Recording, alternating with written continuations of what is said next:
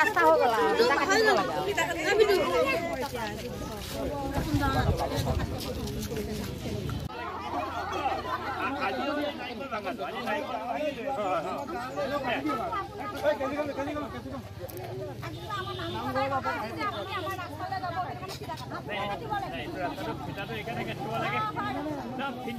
ৰাস্তা হ'ব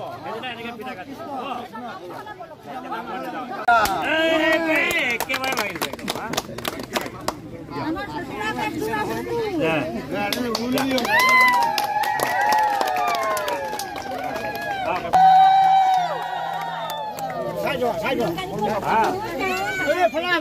ভাল হৈ যাব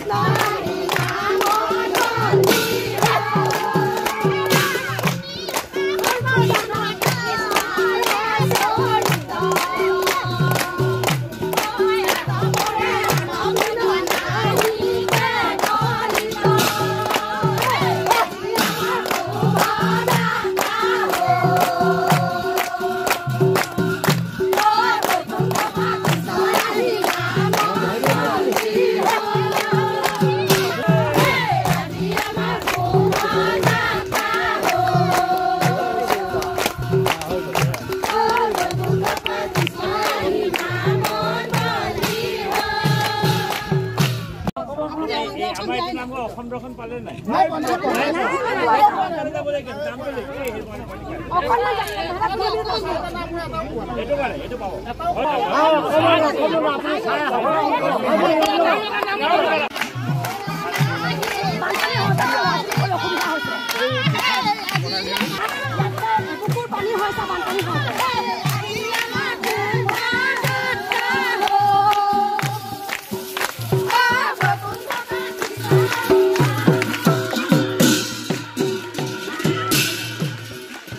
বছৰ ধৰি কামপুৰ পিছ পৰি আছিল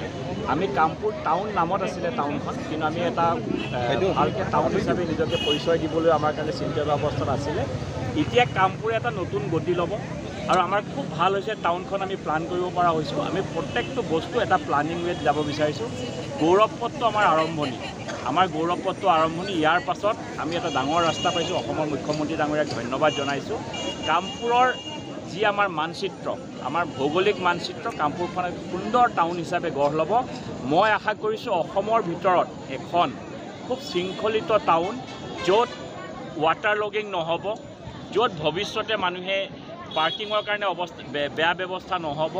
য'ত মানুহৰ ট্ৰেফিকৰ প্ৰব্লেম নাহিব সুন্দৰ এখন সেউজ কামপুৰ গঢ়াৰ মোৰ সপোন আছে আমি ভৱিষ্যতে কামপুৰখনক অসমৰ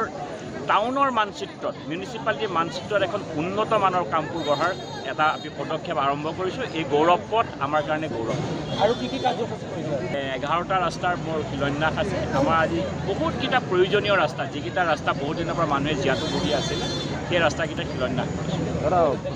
কামপুৰত পানী সমস্যা বৃদ্ধি এইটো কামপুৰখন টাউন মিউনিচিপালিটিত হৰ ঘৰ জল হৰ ঘৰ নল এতিয়ালৈকে আৰম্ভ হোৱা নাই এইটো গাঁও পঞ্চায়তবিলাকত হৈছে মিউনিচিপালিটিৰ পানীৰ প্ৰব্লেম আছে কিন্তু পানীৰ প্ৰব্লেমটো আমি ছল্ভ কৰিবৰ কাৰণে চেষ্টা কৰিছোঁ বৰ্তমান সাংসদজনে